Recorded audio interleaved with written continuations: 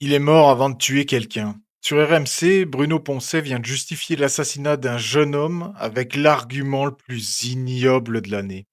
Le débat porte sur la mort de Quentin, lynché par la jeune garde. Et au lieu de condamner les assassins, regardez comme Bruno Poncet tente de rendre la victime responsable de sa propre mort.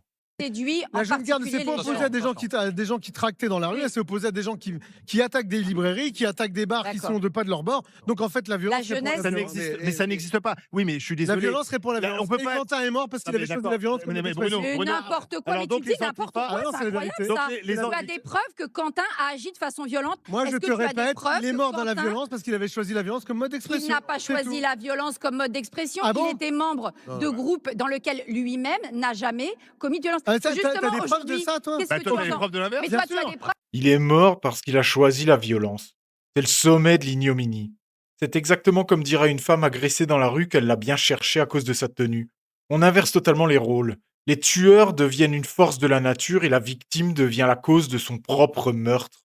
Mais Barbara Lefebvre ne se laisse pas faire. Elle rappelle les faits. Quentin n'a jamais été condamné pour violence. Son casier était vierge. Et c'est là que Bruno Poncet lâche la phrase la plus glaçante de l'interview.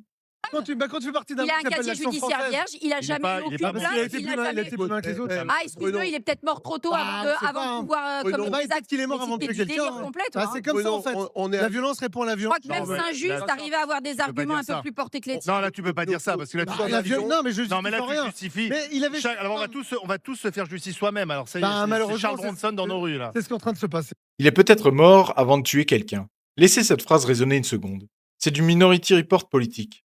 Bruno Poncet nous explique que l'extrême gauche a le droit de vous tuer. Non pas pour ce que vous avez fait, mais pour ce qu'ils imaginent que vous pourriez faire un jour. Simplement parce que vous appartenez à un groupe de droite comme l'Action française par exemple.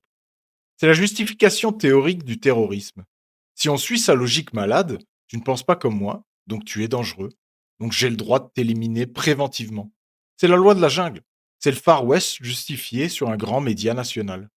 Heureusement que Barbara Lefebvre est là pour lui rentrer dedans et dénoncer ce délire. On ne peut pas accepter que des chroniqueurs banalisent la peine de mort politique sous nos yeux.